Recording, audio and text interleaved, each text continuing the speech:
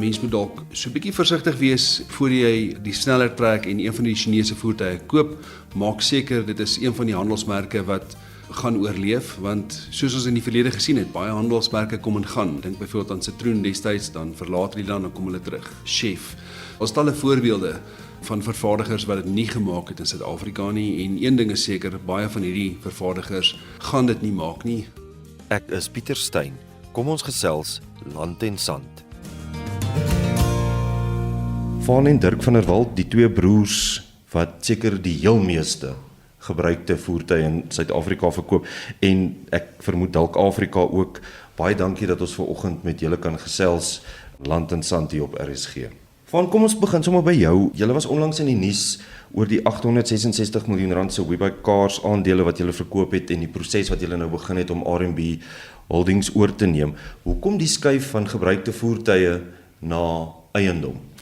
Pieter, baie dankie vir die geleentheid. Ja, miskien moet ek 'n bietjie perspektief gee. Dit is definitief nie 'n fokus verskuiwing van ons kant af nie. Ek en Dirk is nog steeds voltyds betrokke by WeBuyCars. Dit is definitief ons eerste prioriteit. Ons was baie bevoorreg gewees oor die jare om vennote in die besigheid te kon inbring. Ons eerste aandele wat ons verkoop het is nou al meer as 'n dekade gelede.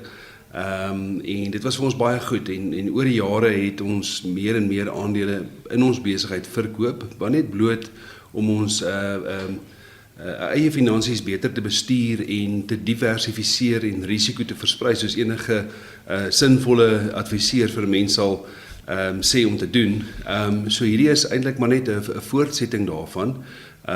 Ons het vir Louis van der Walt van die Atterbury groep leer ken toe hulle destyds by ons aandele gekoop het. En dit was 'n wonderlike vennootskap en ons het oor die jare in veral Atterbury Europe belê en ook in ander eiendomstransaksies en ons het hierdie nou gesien as 'n geleentheid om net verder in eiendom te belê.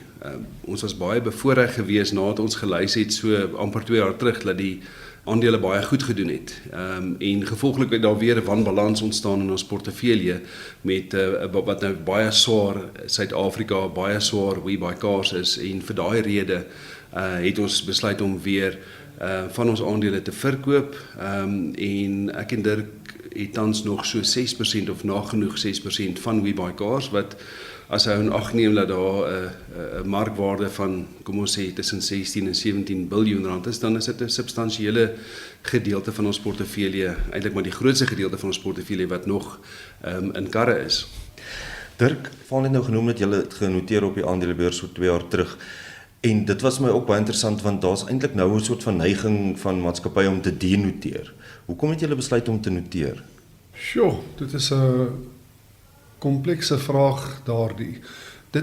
Dit is 'n natuurlike ontwikkeling in ons verhouding met Transaction Capital, wat op daardie stadium was ons subsidiary onderhewig aan Transaction Capital en in hulle strategiese plan het dit gevolg en dit het ons gepas omrede dat dit vir ons meer autonomie op daardie stadium beteken het wat vir ons goed was. 'n Natuurlike voortsetting van ons ontwikkelingspad en natuurlik omdat ons strategies opsies oorweeg, was dit al van tevore genoem en gesels en daarom was dit nie heeltemal 'n nuwe gesprek nie en vir ons hou daarvan om te sien wat's agter die volgende horison. Dis inherent deel van ons aard en ons karakter van innovasie en kreatiwiteit om te weet en te sien wat is opsies wat beskikbaar is en wat lê agter die volgende horison.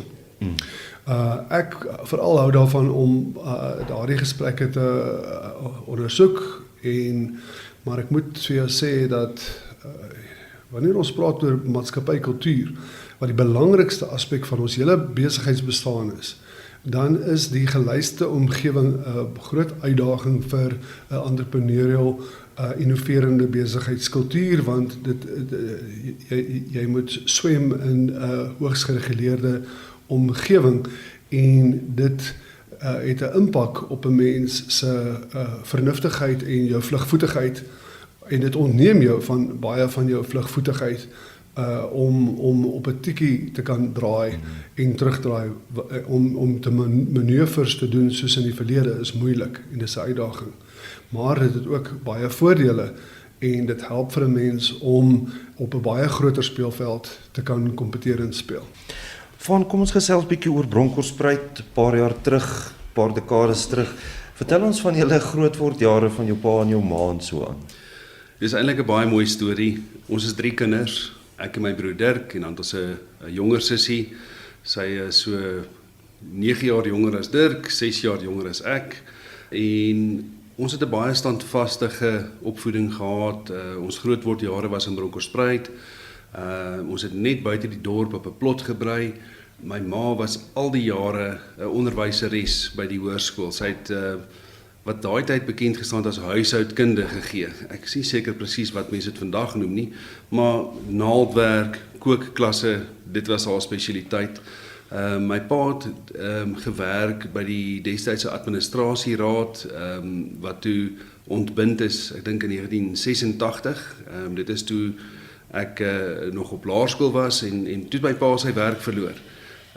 Wat vir ons iets wat traumaties was, want nou soek jou pa werk, daar's finansiële druk op die huishouding en hy kry nie werk nie. En ek het baie respek vir my pa, want hy het daai tyd toe sy trots in sy sak gedruk en 'n werk aanvaar as 'n sekuriteitswag by die WNR in Pretoria. So hy het elke dag in sy kar geklim en na die WNR toe gery om die pot aan die kook te hou. En ek en Dirk het dit waardeer en natuurlik baie geleer daai, die feit dat hy you must make ends meet en jy moet sorg en seker maak ou kom oor die weg. So goeie leerskool, ons is baie streng grootgemaak, ons het met ons hande gewerk, ons het altyd ou stikkende karre gery wat gebreek het. So vir ons is dit glad niks snaaks om onder 'n engine cup tyd te spandeer nie en onder 'n motor tyd te spandeer nie, 'n engine uitmekaar uithaal en dit het ons geleer om te streef daarna om ons eie situasie te verbeter. So in daai jare het die wat vandag bekend staan as die junk mail uitgekom en vir my was dit baie fascinerend om 'n junk mail te koop, te kyk deur al die advertensies en te droom oor, maar ek wonder hoe lyk hierdie voertuig en hoe lyk daai voertuig, want destyds was daar nog geen foto's van voertuie nie.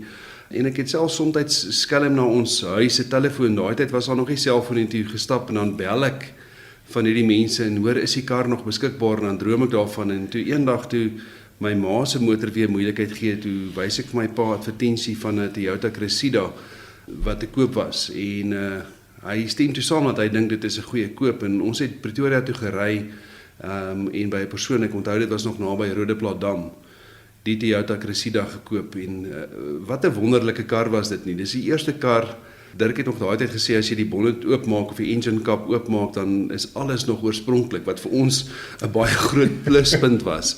En my ma het vir baie jare daai kar gery, maar die bevrediging wat ek gevind het daarin om 'n kar te kan vind en sukses te kan behaal was lekker. En toe op hoërskool het ek hier in standaard 7 of 8 my eerste motorfiets gekoop, bietjie mooi gemaak en verkoop.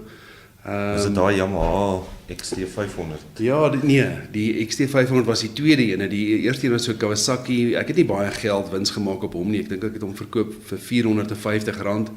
Maar die Yamaha XT500 wat ek net daarna gehad het en is nou nog 'n droom motorfiets. Ek moet eintlik vir my een gaan soek wat in 'n oorspronklike toestand is, net wat simbolies van aard sal wees, maar in elk geval ek het hom gekoop vir R800. 'n paar klein goedjies reggemaak en mooi gemaak en toe verkoop vir R1500. So daarso hierdie spreekwoordelike penny gedrop en het ek besef, "Sjoe, maar hierso is 'n geleentheid" en dit het my aangevuur om meer en meer daarvan te doen. En dit is eintlik maar waar WeBuyCars begin het. Net kort na skool, toe het ons gaan onderwys studeer, ek het my vrou daar ontmoet, en ek het maar heeltyd karre gekoop en verkoop, 'n bietjie gewheel and deal, en Terwyl jy geswat het? Terwyl ek studeer het, ja, een karretjie gekoop, verkoop, dan bietjie meer geld, partykeer brand uit jou vingers, so dit is die harde lesse wat jy moet leer, dit is die skoolgeld wat jy betaal, want as jy een keer 'n fout maak, en jy sukkel nou vir 2 maande om hierdie kar te verkoop, dan leer jy 'n harde les, en dan volgende keer is jy baie meer versigtig. So ja, toe het ek gaan skool hou, by Laerskool Menlo Park. Was dit jou eerste soort van pos na jy geswat het? Ja, dit was my heel eerste pos. Ek onthou nog, ek het agter in iemand se erf in 'n Wendy huis gebly toe ek begin skool hou het. Gelukkig was daar 3 parkeerplekke, want toe het ek nou al 2 karre op 'n slag gehad, en terwyl ek skool gehou het ek ook karre gekoop en verkoop. Dit is moeilik, want die skool, veral as jy nou 'n jong onderwyser is by 'n skool, dan hou hulle jou besig. Jy moet al die vuilwerk doen, jy moet die lyne op die atletiekbaan gaan verf, en jy weet hulle die skoolhoof ou Bokkie Maree daai tyd het ons nogal besig gehou. Maar ons het baie geleer en was baie lekker, maar ek het nog steeds hierdie winskoopies in die junkmail gesoek. So op donderdagoggende as die junkmail uitkom, dit was so 6:00 die oggend. Kon jy die junkmail fisies koop by hulle hoofkantoor daar in Hatfield, en ek het al so van 5:00 af daar in die tou gestaan, want as jy nie daar arriveer op 'n donderdagoggend 5:00 nie, dan raak daai tou baie lank, want almal wil winskoopies koop. So dan sorg ek dat ek heel voor in die tou is, 6:00 as daai deure oopmaak, dan betaal ek my paar rand, en ek vat hom en ek gaan sit in my kar. Daai tyd was daar dan al selfone, en dan bel ek vinnig die kliënte en sê, luister, meneer, ek wil graag hierdie Honda Belaat of daai City Golf of hierdie Toyota Corolla by jou koop. Kan jy hom asseblief my hou tot ek klaar skool gehou die dag? En dan moet ek daarna baie vinnig by die skool kom, want 6:15 moet jy in die personeelkamer sit. En hierdie plan het nogal gewerk. Ek het dikwels na skool 'n kar gaan koop, en dan vir die volgende week of 2 dan sal ek in my deeltyds die kar mooi maak en dan weer adverteer en verkoop. Ja, so dit was wonderlike jare uitgeleer om 'n bietjie innoverend te raak. In daai jare Dirk bemarking studeer, en jy weet, het hy ook homself gekwalifiseer om deel te word van hierdie besigheid en 'n groot bydrae te lewer, veral in terme van bemarking en die groter prentjie. Jy weet, ek dink besigheid en bemarking dit is 'n aspek waar hy verseker 'n waardevolle bydrae lewer. Dirk, watter tipe kinders was julle? Het julle baie beklei, was julle rebels, het julle rugby gespeel, het julle koor gesing? Watter tipe kinders was julle? Sjoe. Dit is moeilik om vir iemand, ek dink elke gesin het hulle eie subkultuur, jy weet. Ons het redelik eenkant groot geword in party opsigte. Jy weet, my ma se persoonlikheid, sy's 'n diener en 'n persoon wat daarvan hou om die gemeenskap te dien, en die indruk, dit was altyd vir haar baie belangrik ons voorkoms. En sy het altyd, jy weet, gesorg dat die kinders moet goed lyk en goed oorkom en alles. My pa daarenteen was meer van 'n enkeling, meer van, jy weet, so, nee, maar ons was tog wel betrokke op, dis 'n moeilike vraag om te antwoord, sonder om nou 'n lang relasie te gesels oor mense subkultuur, maar aan die einde van die dag, is ons mense wat lief is vir die gemeenskap, lief is vir gemeenskapslewe, selfs al is ons eintlik baie privaat en eenkant in party opsigte. So dit is wat dit moeilik maak om daai vraag regtig te antwoord. Maar ek kan jou een ding sê, my ouer huis is mense wat baie opreg is in hulle benadering, en daardie opregtheid wat ook gekoppel is aan my pa se buite die boks dink, innovasie, het gemaak dat ons daardie aspek tot die besigheid kon bring. My ma se dissipline en struktuur en se volhoubaarheid, jy weet, het vir Vaan ook baie goed te pas gekom om want jy weet, daai opregtheid, daai absolute opregtheid waarmee hy as 'n jong man daardie mense gebel het en gevra het, sal jy asseblief vir my die motor hou? Nou moet jy weet, hy doen bargain hunting. Ander mense weet ook dat dit 'n winskoop is, en hulle bel daardie persoon, en elke liewe ou se druk op daardie persoon, ek bring nou die geld, ek kom nou, steek daai ander man met 'n mes in die rug en verkoop eerder die kar aan my. Dit is nou 'n rowwe manier om te sê, jy gaan nou iemand, maar besigheid is hard, en geld praat hard, en daardie persoon moet dan vir hierdie persoon wat regtig druk op hom sit, sê, ek het hierdie motor vir 'n ander man beloof, hy kom so laat, daarna kan jy my bel. En nou weet hy, die hele wêreld bel hom sat. Hy besef nou, hy het nou hierdie kar dalk te goedkoop verkoop. Hy kan net vir Vaan bel en vir hom sê, ja, maar ek onttrek die voertuig, of hy kan vir hom 'n storie vertel. So, wat ek jou probeer sê daarmee, is die algemene publiek daar buitekant se integriteit is dalk meer as wat 'n mens dink, veral in daardie tyd lank terug. En op grond van daardie opregtheid en integriteit het hulle die motor vir Vaan uitgehou, soos wat hulle vir hom beloof het hulle sou. Toe ek later op die prentjie kom, toe is ons nou 2, en toe kon ek nou by Vaan aansluit, en toe kon ek nou dan vir hom instaan en die voertuig gaan haal, en dit het 'n groot verskil gemaak. Wat was jou eerste job na universiteit, na jy BCom bemarking geswat het? Ek het die duurste, langste BCom geswat wat iemand ooit geswat het. Ek dink ek het die meeste gepluk van enige iemand ooit. Ek is die beste voorbeeld van absolute volharding, jy weet. Met dieselfde geld en tyd en moeite kon jy aktuaris geword het, 7 jaar medies gedoen het, jy weet. Dit het my regtig lank gevat om 'n 3 jaar graadjie te laat swat. Nee, ons was lankal al besig voor ek my graad klaar gemaak het. Ek het by 'n entrepreneuriese persoon wat 'n Andries Venter van Venter Center op Babsfontein. Dit is waar ek my eerste werk gedoen het vir 'n paar maande.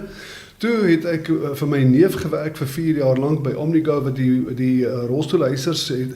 Ek het seker die helfte van die rolstoelhuisers wat op die pad is wat jy vandag sien het, ek met my eie hande gebou vir Louis Botha. Louis Botha het hom oor my ontferm en vir my gehelp en ek het vir 4 jaar lank in die garage gewerk en daai rolstoelhuisers gebou en geïnstalleer terwyl ek en hy saam deeltyds BCom swat. Vaan, en jy en jou vrou is toe in 'n stadium na Menlo Park, is julle Brittanje toe of julle het gaan skool gee in Engeland? Ja, so ek het hom ontmoet op Onderwys College. Maar hy's 2 jaar jonger as ek en daai graadkursus is 'n 4 jaar kursus. So toe ek afgestudeer het ek gaan skole by Menlo Park en toe moes ek nou 2 jaar wag vir haar want sy is nou 2 jaar jonger en toe na 4 jaar toe sy klaar maak, toe trou ons en dis waar ek besluit het dis dalk nie 'n slegte idee om Engeland toe te gaan nie.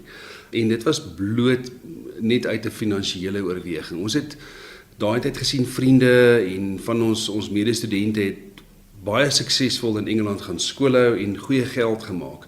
Ek onthou nog baie goed my laaste salarisadvies of salarisstrokie genoem het daarop gestaan skatkis orderbedrag R5.400. Dit was my laaste onderwyssalaris wat ek verdien het in Suid-Afrika en dit was nou natuurlik voor belasting. Die dag toe ek gaan bedank het, toe sê ons skoolhoof vir my, jong, jy maak nou 'n groot fout, jy hou nou al 2 jaar skool, jy's nou juis reg om 'n bietjie meer verantwoordelikheid te neem in die skool, weet, en dit het my laat twyfel, maak ek nou die regte besluit of nie?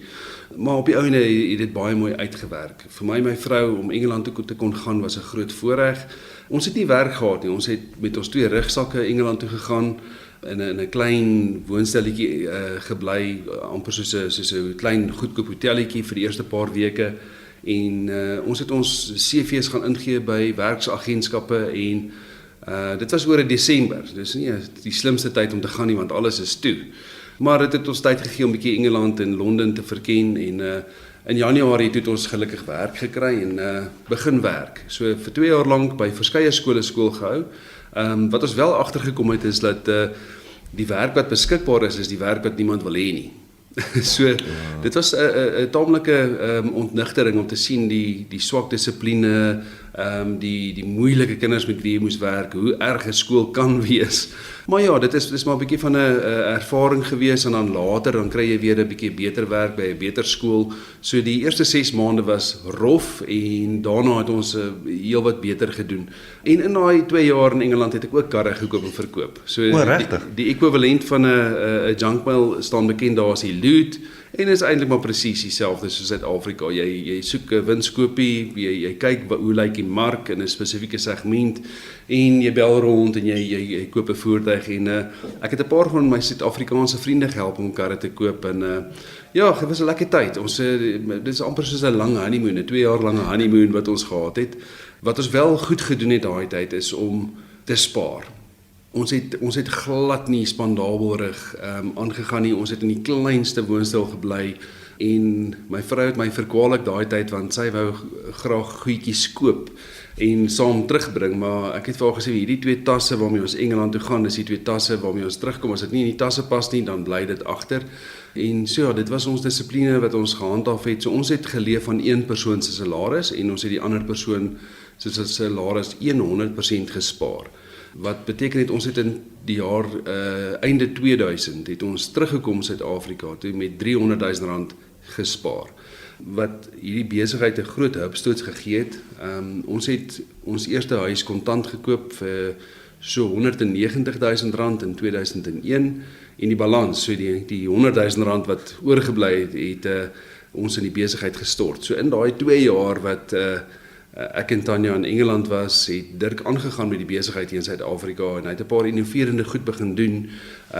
Van daai tyd toe ek nou net voor ons Engeland toe gegaan het, het Dirk al deel geword van die besigheid en het ek vir hom gewys wat ons mee besig is en hoe dit werk, hoe soek ek winskoopies. Maar die eerste innovasie wat hy in daai tyd mee voor die dag gekom het was om nie bargain hunting te doen soos wat ek dit altyd gedoen het nie, deur in die koerante te soek vir 'n winskoopie nie, maar hy het besluit om eerder te adverteer en te sê hy is op soek na motors. So hy destyds het almal nog hulle posbusse gebruik en was daar oral posbusse in al die woonbuurte en elke persoon wat in 'n woonbuurt bly het die gewoonte gehad om ten minste 1 keer 'n week ry jy na jou posbus toe en jy maak jou posbus oop en jy haal jou pos uit.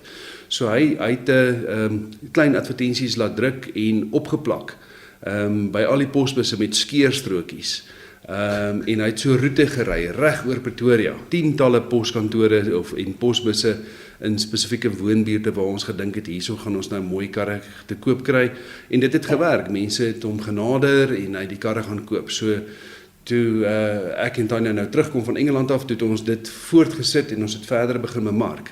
So ja, sy bemarkingsbrein het definitief 'n groot rol gespeel en hy is altyd knaand gewees, ons moet innoveer en meer geld spandeer op advertensie, jy weet, en ek is meer die konservatiewe ou wat dit nie wil doen nie, maar ons het eendag daar in die beginjare, ons het nooit regtig besluit op die naam We Buy Cars nie, ons het eers eintlik 'n maatskappy begin met die naam van Student Motors, want ons het gevoel ons wil die klein studentemotors wat goedkoop is en wat almal wil hê, dit gaan ons spesialiteit wees, maar toe ons 'n webwerf kry, en is dan weer eens natuurlik Dirk wat sê, hoorie, ons moet 'n website kry. Ek sê vir hom, waarvoor het mense 'n website nodig? Dit is sommer nonsens man, mense weet van ons.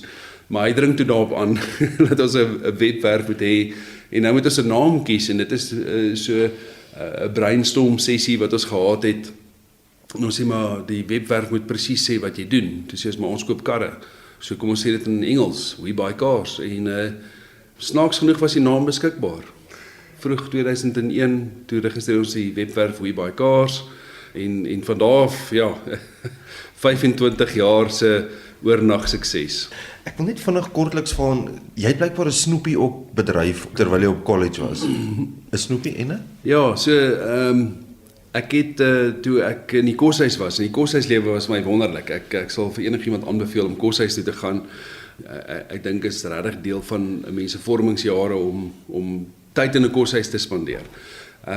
So terwyl ek onderwys gestudeer het, die 4 jaar lank wat ek op koshuis was daar 'n snoepie in die koshuis en elke jaar kan 'n student tender om die reg te kry om die snoepie vir die volgende jaar te bedryf. En 'n tender is 'n moeilike ding want jy wonder nou heeltyd maar wat gaan die ander mense tender en ek het so probeer uitvis by van die ander belangstellendes maar kon geen inligting kry nie en op die ou end besluit ek gaan R2700 tender vir die reg om die snoepie te kan hê die volgende jaar. Wat ek toe gedoen het en ek was so teleurgesteld om te daarna uit te vind dat die volgende naaste tender was maar net R1400.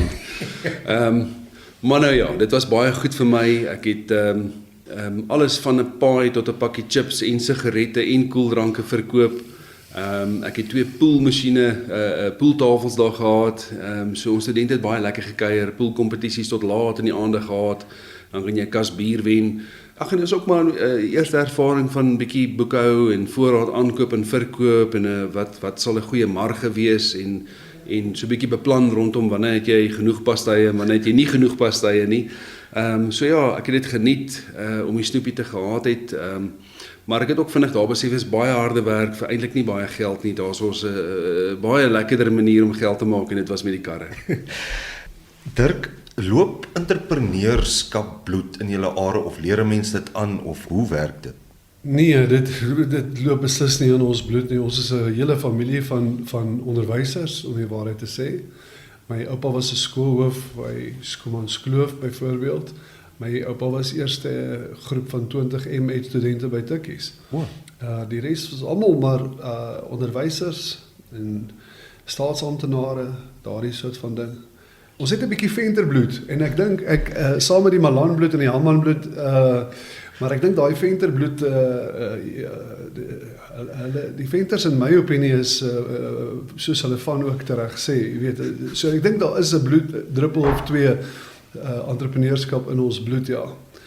Van jy's 'n petrolkop en Dirk, ek verneem of het raak gelees jy's nie eintlik 'n petrolkop nie. Is dit so? Ja, nee, dit is absoluut so.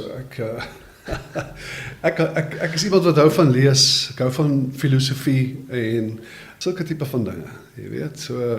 Maar moenie 'n fout maak nie, ek hou van vinnige motors en ek hou van motors, ek hou van alles wat beweeg en 'n engine het. Ek kan nie verstaan hoe mense fietsry as jy 'n fiets kan ry wat 'n engine, jy kon eerder iets gedoen het wat 'n engine in het wat die werk vir jou doen, jy weet. En jou petrolkop gekom het maar daarvan die, kan ek maar sê, die bonnet oopslaan en karring in 'n enjin. As kind het ons dit nie waardeer nie. Ons het dit gehaat. Ek weet nie as jy nou al ooit onder 'n kar gestaan het in 'n put onder 'n kar en jy moet met jou hande bo jou kop werk en 'n dryfas te afhaal, CV joints diens, engine aan werk van die onderkant af, dan kan jy agterkom hoe moeg raak jou hande. En ek onthou ek en Dirk moes dit baie doen en hy het dit absoluut gehaat, elke oomblik daarvan, om daai grease onder sy vingernaels te kry. Maar hy's beskeie, hy weet presies hoe 'n kar se engine werk. Hy verstaan dit inside and out. Ons moes dit leer ken. Maar ons het nie net aan karre gewerk nie, ons het koei gemelk. Vir baie jare het ek elke oggend 'n koei gaan melk. In die koeikamp. Ja, ons het altyd my oom het 'n plaas gehad buite Bronkhorstspruit. So ons het altyd 'n melkkoei op ons plot gehad. So dan meng ons meel so 1 keer in 2 maande, dat jy nou genoeg sakke meel en jy sal elke oggend 'n emmertjie meel in die trog gaan gooi, dan kom die koei en jy moet nou die koei melk.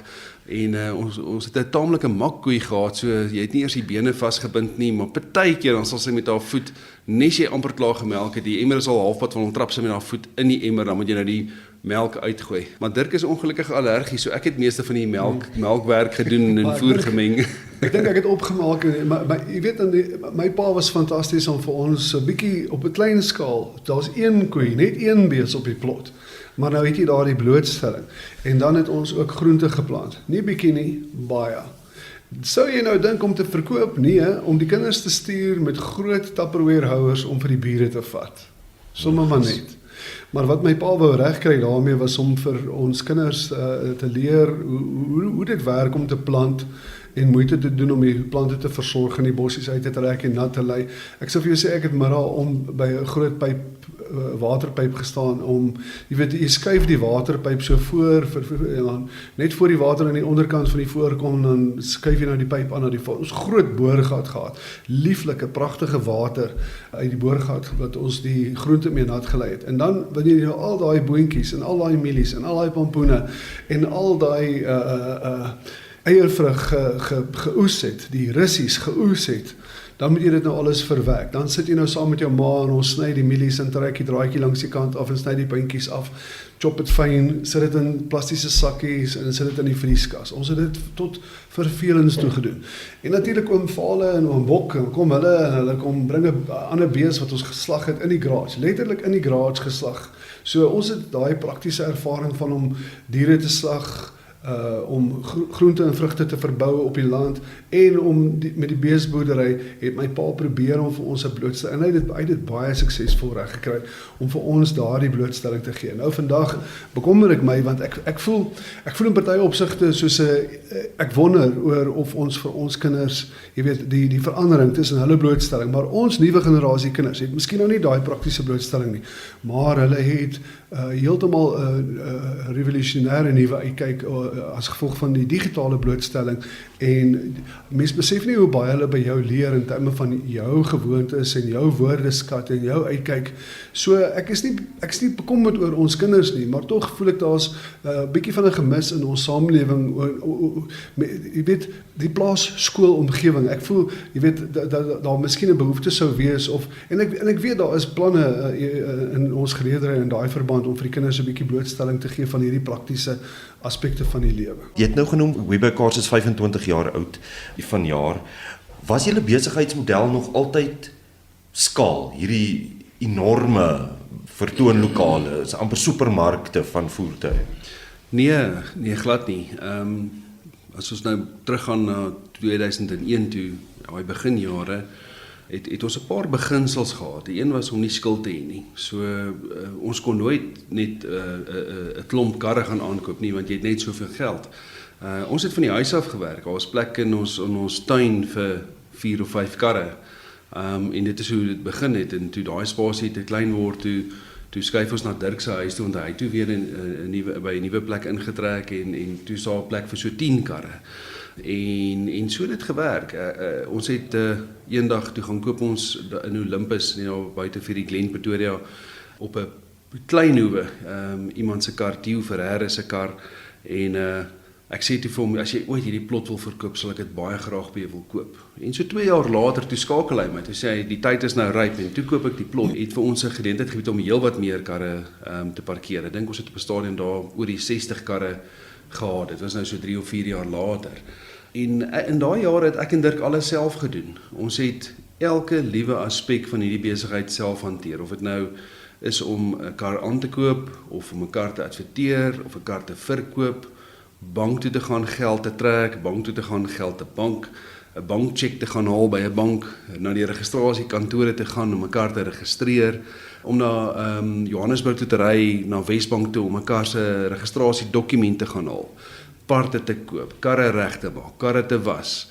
So die groot voordeel daarvan was, ons het die besigheid inside out leer ken, en vandag kan niemand regtig vir ons iets vertel daarvan nie, want ons het elke liewe aspek daarvan self gedoen. Of dit nou die boekhouding gedeelte was, wat ons regtig onervare mee was, maar ons moes dit leer. Kontant bestuur, debiteure, elke liewe aspek daarvan. En so het ons gegroei. Ons het 2 drywers aangestel, 'n drywer wat vir Dirk ry en 'n drywer wat vir my ry. En ons het die advertensie gehad in die Beeldkoerant hoofsaaklik daardie jare. Dit was nogal eienaardig. Ons het 'n foto laat neem van ons 2 saam, waar ons geld in ons hande vashou, en die advertensie het gelei, kontant vir jou motor, en dan staan hierdie 2 gesigte en loer vir jou met hande vol geld. So die intensie was baie duidelik, en die advertensie het goed gewerk, en ons het al hoe meer oproepe gekry.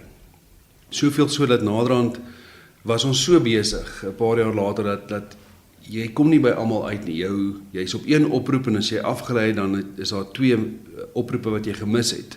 Daardie jare het ons nog daai Nokia 2110's gehad, en dinge wat gesê het, man, jy gaan breinkanker kry as jy te veel op jou selfoon is. So ek het een keer gegaan vir 'n scan, net om seker te maak. Ek is nie een van daai mense nie. Ek wil daarom net sê, die mense wat heel eerste, vandag het ons meer as 4000 mense in ons diens. Maar ek wil 'n spesiale woordjie doen vir die heel eerste paar mense wat reg aan die begin vir ons gewerk het, want as dit nie vir hulle was nie, sou hierdie besigheid nie 'n sukses gewees het nie. So, shout out vir Celeste Donaldson, Michelle Blau, Janie van Logrenberg, Ricky Hiles veral. En so gaan dit aan dan daarvan af verder. Meeste van die mense wat daarna gevolg het, is nog steeds vandag in ons diens. Dit is ongelooflik, maar ek wil juist praat oor, was dit vir julle moeilik, omdat julle alles sou self gedoen het, om nou mense te kry om, en jy hoop hulle kyk na dieselfde goeders as wat jy kyk voor jy 'n kar koop en so aan?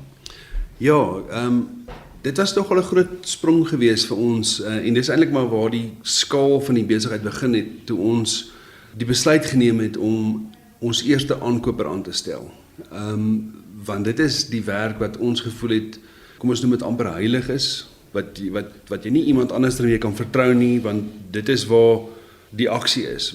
Die kliënt het jou geskakel, nou jy gaan maak die besluit. So dit was vir ons 'n groot stap, en ons het ons eerste aankoper aangestel, en kort daarna nog Maar wat ons geleer het is, hulle dissipline was baie goed. Ons was baie keer by kliënte en dan speel ons emosies te groot rol.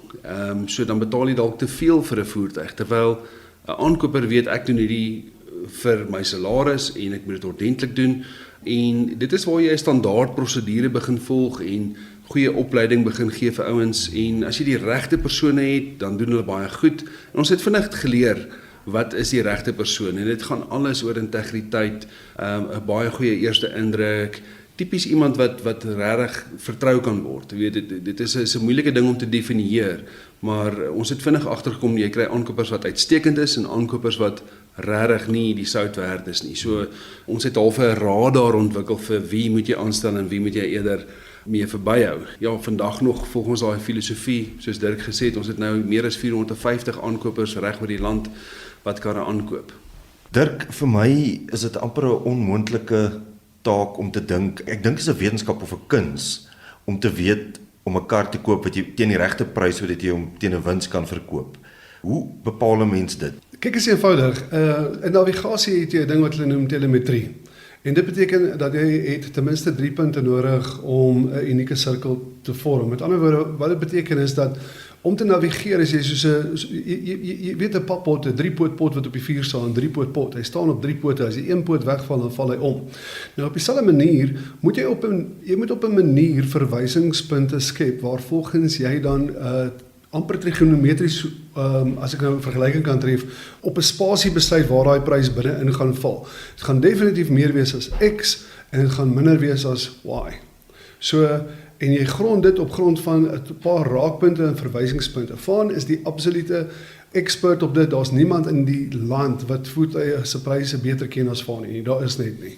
En so hulle gebruik basies baie eenvoudige logiese vergelykings geskoei op om te loop in jou kliënt se skoene.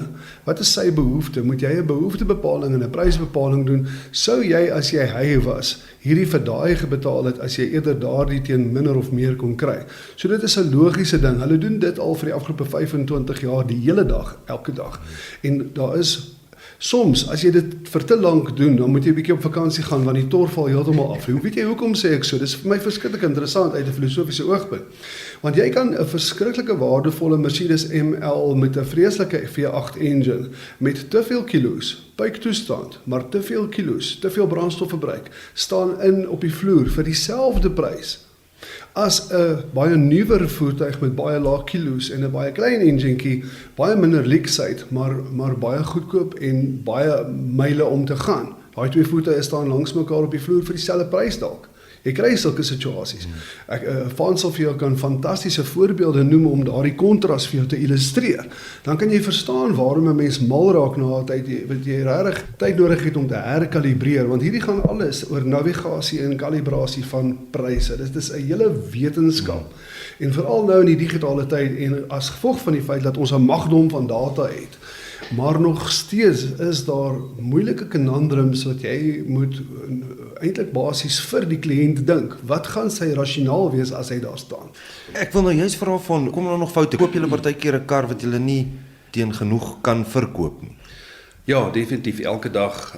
Ons verkoop 'n persentasie van ons voertuie teen 'n verlies. Gelukkig is dit nie 'n groot persentasie nie, maar as mens dink wat die teendeel sou wees, gestel ons kon elke liewe kar aankoop en verkoop teen 'n wins, dan sou die vraag gewees het, vat ons nie genoeg dalk kansse nie, jy weet. So ek dink die feit dat ou maar altyd 'n paar karre het wat jy die te groot van 'n kans gevat het, illustreer dat you're pushing the boundaries enough.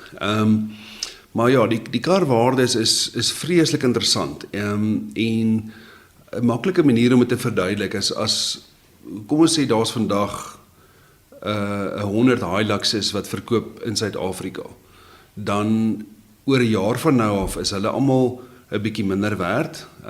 Kom ons sê dis 'n R500,000 se Hilux, dan volgende jaar is hulle sê maar werd gemiddeld R440,000. Ons sê hulle het 10% van hulle waarde verloor. So dit is taamlik maklik om op daai voertuie 'n waarde te plaas. En hulle lyk nog almal redelik nuut. Hulle kilos is nog almal min of meer dieselfde. Die swakste een sal sê maar werd wees 380 en die beste een sal werd wees sê maar 470. Maar as jy daai groepie voertuie oor die volgende 20 jaar gaan volg, dan gebeur die lewe met daai voertuie. Party staan en word bitter min gebruik en hou hulle waarde baie goed en ander word baie gebruik en kom in ongelukke en kry skade. So na 10 jaar, 15 jaar, 20 jaar is die polarisering in waarde van daai groep voertuie geweldig baie, waar hulle toe hulle 1 of 2 jaar oud was, miskien 20% variasie op waarde gehad het, is dit nou baie wyd. 20 jaar later is die een wat die meeste werd is, sê maar R600,000 werd en een wat die minste werd is, sê maar R50,000 werd.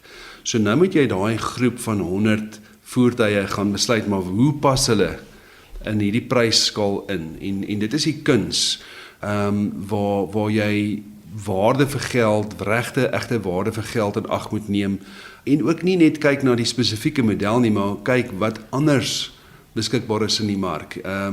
Iemand wat 'n begroting het van R100,000 om 'n voertuig mee te koop, is nie noodwendig so loyaal teenoor 'n fabrikaat nie. Daai persoon oorweeg alle fabrikate en soek die beste voertuig vir daai hoeveelheid geld en sal enigiets oorweeg. Terwyl as jy, soos jy vroeër genoem het, 'n cruiser soek, dan gaan soek jy 'n cruiser en jy gaan niks anders ter oorweeg nie. So ja, dit is nogal 'n wetenskap waar data baie help. Ons is in die bevoordeelde posisie dat ons geweldig baie data het. Ons het datawetenskaplikes wat vir ons werk, aktuaries wat vir ons werk, wat heeldag aan modelle bou om waardes van voertuie te bepaal. So dit het 'n absolute wetenskap geword en dit is nog steeds, dit klink snaaks, maar dit is nog steeds die area van ons besigheid waar ek dink die meeste innovasie kan plaasvind, is om karre akkurate pryse en markwaardes beter te voorspel en te bepaal en reg te polariseer om sekere karre te penaliseer en ander te beloon in terme van wat hulle werd is. So ja, dit is 'n wetenskap wat nooit ophou nie. Dit is vir my vreeslik interessant. Dit is waar ek die meeste van my tyd spandeer. En ek wil praat oor voorraad. Julle naam is We Buy Cars nie, We Sell Cars nie, terwyl julle nog steeds verkoop, maar ek meen julle het van die grootste, amper soos 'n protoonlokaal met oor 1000 karre in voorraad. Julle het 100 pods waar mens karre kan gaan verkoop. Kan 'n mens ooit te veel voorraad hê en waar stop 'n mens? Ja, so dit is iets wat in verhouding is. Ons het al baie geredeneer oor wat is die optimale voorraadvlakke. As jy nou mooi daaroor dink, jy weet, is jy eintlik veronderstel om geen voorraad aan te hou nie. Want jy koop 'n voertuig, daar's 'n koper daar buite, hoekom koop jy hom nie op dag 1 nie? Met ander woorde, jy het eintlik geen voorraad nodig nie, maar dit vat tyd vir iemand om by die regte kar uit te kom. Dit is soos visvang. Die feit dat ek 'n hoek in die water het, beteken nie ek gaan onmiddellik die vis vang nie. Jy moet wag dat die vis verby swem. Dit is amper hoe ons daarna kyk. Maar ons hou ons voorraadvlakke dop en hoe vinnig die voorraad draai. En dit is 'n verdere wetenskap, want wanneer jy 'n kar aangekoop het, sit jy met sekere inligting. Jy weet wat die marksituasie is, jy weet wat die toestand van die voertuig is, maar nadat jy hom te koop aanbied vir die mark, bekom jy nog inligting. Hoeveel mense het na die voertuig gekyk? Hoeveel kliks het hy op jou webwerf gehad? Hoeveel toetsritte het die voertuig gehad? Hoeveel keer het iemand fisies na hom gekyk op die vloer? En dit is inligting wat jy nou bekom wat jou help om te weet, het ek die regte prys gevra vir die voertuig of is daar genoeg belangstelling dat hy wel sal verkoop of nie? En op grond daarvan het ons algoritmes wat 'n waarskynlikheidspersentasie uitwerk op elke liewe voertuig elke dag, wat sê ons noem die probability vir hierdie voertuig om binne die volgende 5 dae te verkoop is 72%. Dan sal ons nie sy prys aanpas nie, maar as hy onder 'n sekere threshold gaan, dan word sy prys aangepas. En so het elke liewe individuele voertuig sy eie prysaanpassingskurwe wat hy volg, en op die manier beheer ons voorraad baie noukeurig. So die gemiddelde tyd wat 'n voertuig staan is so 30 dae. In sekere pryslasse is dit baie korter, sekere voertuie maak en modelle is aansienlik korter en ander is aansienlik langer, en dit is alles te doen met die vraag en die beskikbaarheid van die voertuig. So ja, dit is 'n baie interessante dinamiek. Jy sal byvoorbeeld 2 voertuie hê wat presies dieselfde geld werd is. Kom weer na die Hilux toe terug te kom. Ons sal 'n Hilux aankoop vir 400 en 'n Ford Ranger vir 400. Maar hulle word vir verskillende bedrae verkoop want hulle staan langer. So dit is ook iets wat jy moet ag neem, die tydwaarde van geld. As die een baie langer vat om te verkoop, dan moet hy meer wins hê. As hy vinniger verkoop, dan is jy bereid om minder wins te vat omdat jy baie vinniger jou geld draai. Dirk, jy het besluit om nie nuwe motors te begin verkoop nie. Wat was die beweegrede daarvoor? Ons fokus in ons model is van 'n sekere aard. En om te begin om nuwe motors aan te hou, is daar 'n klomp vrae wat eers geantwoord moet word in terme van jou plasing en jou hele distribusie en die dienste wat daarop moet volg en so meer en so meer. Daai is 'n gesprek wat altyd sal oop bly. Ons is nie heeltemal toe, maar huidigelik is dit nog nie ons oogmerk nie. So ek sal nie sê ons sal so iets oorweeg op die regte tyd met die regte vernoot. Dis net dat daardie nog nie vir ons sin gemaak het tot nou toe nie. Van ek moet net vinnig jou gevoel of jou mening oor die goedkoper soort van Chinese motors. Ja, die Chinese is deesdae die onderwerp waaroor almal gons, maar ja, baie interessant om die dinamiek dop te hou in die mark. Ek dink die gemiddelde Suid-Afrikaanse verbruiker is nie meer so loyaal teenoor die tradisionele handelsmerke nie, met goeie rede, want daar is regtig baie aanloklike aanbiedings van die Chinese vervaardigers. Onlangs het ons getel, daar's amper 20 nuwe handelsmerke veral uit China uit, wat as nie jy kan kies in Suid-Afrika.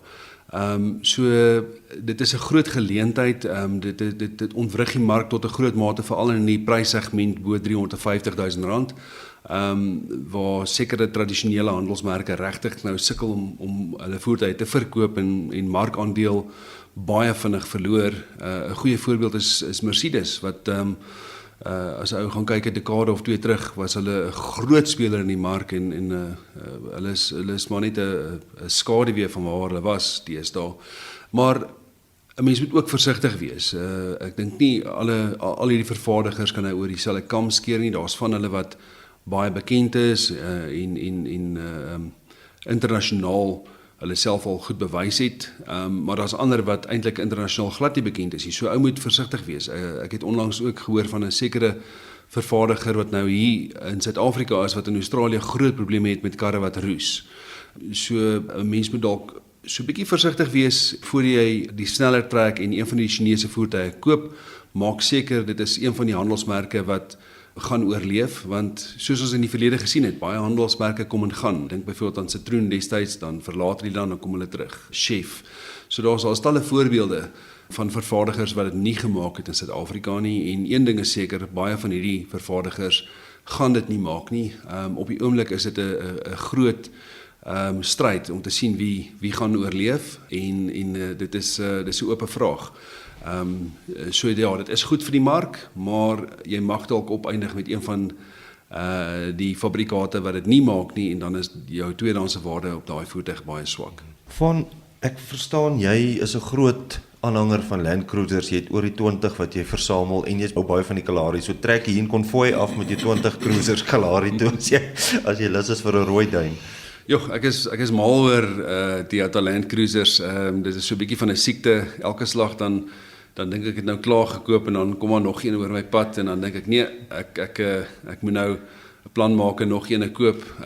So ek het 'n lekker versameling van al die stasie waar Land Cruisers 60 reeks, 80, 100, 200, 300, en dan ook die ou bakkies en daai 40 reeks stasie waar ons ek en 'n paar ander ook. So nee, ek geniet dit baie en ek is lief vir die Kalahari, om die waar te sê, ek is môre weer op pad soontoe. Ja, daai rooi duine en die sonsondergang, daar's niks wat dit kan klop nie, veral as jy mooi musiek het wat daarmee saamgaan. Dirk, jy sê jy's meer filosofies. Hoe dink jy oor geld? Wou jy altyd 'n miljardêr word en hoe dink jy nou oor geld nou dat jy daar is? Besigheid is daarop gemik om deur jou tyd en jou moeite en jou arbeid wins te maak. So die oogmerk van besigheid is winsbejag. Almal droom daarvan om ryk te wees en almal droom van ryk lewenstyl en alles wat daarmee gepaard gaan.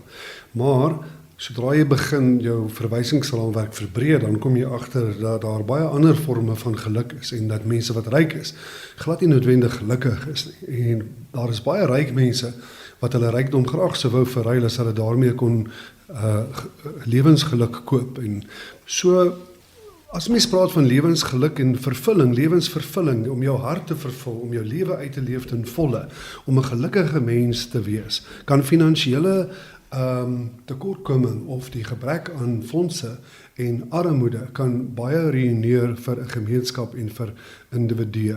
En ons lê in ons besigheid baie sterk klem daarop. Ek veral spreek gereeld die mense toe oor finansiële welvaart en finansiële beplanning en ook om hulle ek probeer hard om hulle aan te spoor om hulle persoonlike finansies uit te sorteer omrede dit so groot rol speel in hulle lewensgeluk en ek probeer hulle aanmoedig om begroting handhaaf en weet wat in hulle bankstate aangaan en ek probeer my bes om vir hulle die storie van WeBuyCars wat skuldvry gebou is, sonder skuld. En ek probeer vir hulle beklemtoon hoe sterk ek en Vaan voel daaroor om weg te bly en uit te bly uit skuld uit. Ons het wel later baie sterk goeie beredeneerde skuld gedoen met 'n likwiditeitsverhouding wat baie gesond is, jy weet. Maar jy weet hierdie hele gesprek rondom mense se harte en hulle verhouding met geld, hulle lewensgeluk, dit skakel alles in by die hele oorhoofse gesprek van jou maatskappykultuur, mense se inwortel en inskakel en inkoop van hulle harte in jou besigheid. Jy sal sien ek kontrasteer nou die hart met geld. En veral geluiste besigheid gaan baie oor wat ons noem key performance indicators. En mense dink dat jy kan 'n besigheid bestuur met sticks and carrots en key performance indicators soos ons dit noem, terwyl ek dink dit is 'n baie groot fout. Dit is 'n baie groot fout om dit na te laat, maar dit is net so 'n groot fout om dit te ooraksentueer. Aan die einde van die dag kan jy wonderwerke verrig as mense ingewortel hulle harte ingekoop is in jou besigheid en as daar ware integriteit is wat werklik na mense kyk, daar's 'n ding wat hulle noem ambidextrous leadership.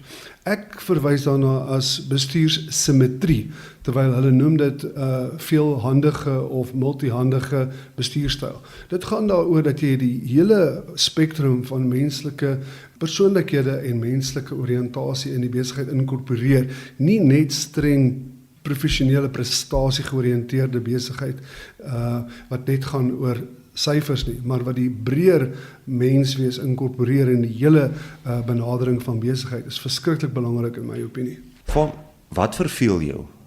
Sjoe, wat verveel my? Ek kan amper vra wat irriteer my. Ek dink as 'n entrepreneur is dit eintlik 'n baie goeie ding om dikwels ontevrede te wees met die status quo. Met ander woorde, jy weet waar jy in die besigheid op pad is, jy weet wat nodig is om daar te kom en jy is geïrriteerd en gefrustreerd omdat jy nog nie daar is nie. Jy moet 'n klomp goed doen. So waarmee is ek verveeld? Ek is nie regtig verveeld nie, ek is meer geïrriteerd omdat ek weet dit kan soveel beter wees. Jy weet dis 'n goeie ding, maar ook 'n slegte ding want dan lyk jy nie gelukkig nie. Ek dink ons vier ons wenne, maar ons doen dit nie soveel sodat ons hierdie arrogansie het of daai gevoel van we have arrived nie. Jy weet ons weet ons kan nog steeds streef om beter te wees. So dit is maar waarmee ons onsself besig hou. Om aan te sluit by wat Dirk vroeër gesê het, daar's 'n goeie balans. Baie mense sal in hulle besigheid na hulle mense verwys as 'n span. Ander mense sal weer na die mense verwys as 'n familie. En daar's 'n groot verskil. Jy weet, as jy in 'n sportspan gekies word, moet jy op 'n sekere standaard wees, anders word jy nie vir die span gekies nie. Terwyl 'n familie het so 'n bietjie 'n ander element van verdraagsaamheid en gemoedelikheid. By ons is dit 'n balans tussen die twee. Jy weet, jy moet definitief jou posisie verdien, maar ons gaan jou ook soos 'n familielid behandel met verdraagsaamheid en respek en gemoedelikheid. So ja, dit is ons maatskappykultuur in 'n neutedop opgesom. Dirk, is daar iets wat jou verveel of jou ontsettend oninteressant is? Kyk, jy moet verstaan, as 'n persoon filosofies en kreatief is innovasie is vir my amper primêr. Die konstante herhaling en ek hou van die dieper betekenis van dinge. Dit is moeilik om dit in 'n neutedop vinnig in woorde vas te val, maar ek hou van goeders wat 'n uitdaging is en ek hou daarvan om 'n breë perspektief wat diep gewortel is in eerste beginsels en om daai eerste beginsels te loop uitsoek en uit te redeneer om by innoverende oplossings uit te kom, om uit verskeie invalshoeke na iets te kyk. Jy weet, iemand Dr. Keith Ferris het nou onlangs verwys na die dansvloer en die mense op die mezzanine. En jy weet, daar is verskeie perspektiewe. Jy kan van onder af kyk, jy kan van bo af kyk, jy kan van die kant af kyk. Jy kan jouself in elke rolspeler se posisie indink, jy kan die ding ver gaan haal en dit is wat ek van hou. Die teendeel daarvan is platoniese, herhalende, voor die hand liggende goeters wat tyd en moeite vat om al die nommers bymekaar te kry en al die data bymekaar te kry, maar is eintlik van my perspektief is dit eentonig platonies en vanselfsprekend in party opsigte, maar daar is 'n plek vir almal. Daar is regtig 'n plek vir almal. Ons is aan die einde van die dag harmoniese geheel wat met baie perspektiewe van baie kante af kom om 'n groot geheel te maak soos 'n orkes.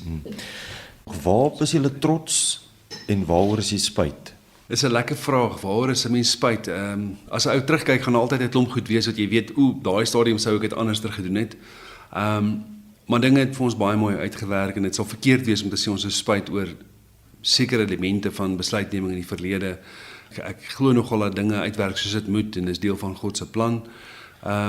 Ons is baie trots op wat ons reg gekry het. Dit voel baie keer onwerklik, jy weet, ons het nooit in ons wildste drome gedink dat ons aan die stuur gaan staan van 'n geluiste maatskappy nie, dat ons finansiëel suksesvol sou word nie. Dit is absoluut genade en ons is baie dankbaar daarvoor.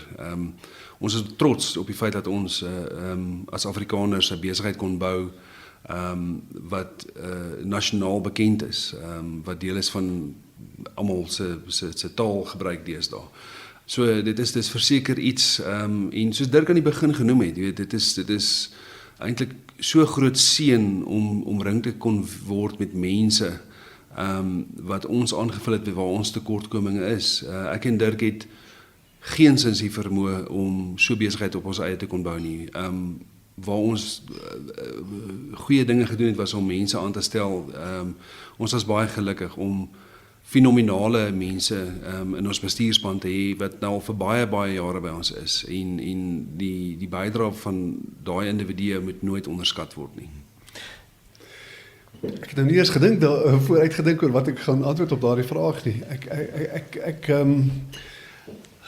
Ek is baie trots op die feit dat Vaan kon as leier van die besigheid die abstrakte goeders ook geduld hê met die abstrakte goeders en dit ook inkorporeer, die klem op die maatskappykultuur en die integriteit aspekte in ons besigheid. Ek is trots op Vaan dat hy vir ons kon stuur op hierdie pad sonder skuld. Ek is nie spyt oor enige iets nie. As ek moet spyt wees oor iets, sal ek sê dat ons nie nog vroeër meer vertroue in mense geplaas het nie. Want jy weet, as 'n mens werklik mense met 'n goeie hart en opregtheid, maar ook met strengheid hulle ordentlik hanteer, dan gee mense oor die algemene mens daar buite is nie daarop uit om jou te kry en vir homself. Die gewone mens daar buite sal sy kant bring as hy regverdig, of hy sal probeer om sy kant te bring as hy goed en regverdig behandel word. En dit is 'n gesonde dans tussen bestuur en die werknemer. As dit in 'n goeie gees gedoen word in 'n gesonde praktyk, dan het dit baie goeie gevolge. As ons al ding wat ek oor spyt was, is dat ons nie vroeër vir ander mense vertrou het met die dinge wat vir ons kosbaar is nie. Dirk van der Walt, Vaan van der Walt van Webbycars, baie dankie dat ons vandag met julle kon gesels. Dankie dat julle so baie tyd afgestaan het. Ek weet julle is ontsettend besig. So baie dankie en dankie dat julle so baie op RSG adverteer. Dis 'n groot plesier. Elke Dinsdag gesels ek met nuusmakers, planmakers, bekendes en berigtes. Laat weet ons wat jy dink in die kommentaarveld onderaan hierdie pot gooi of stuur 'n e-pos aan info@rsg.co.za.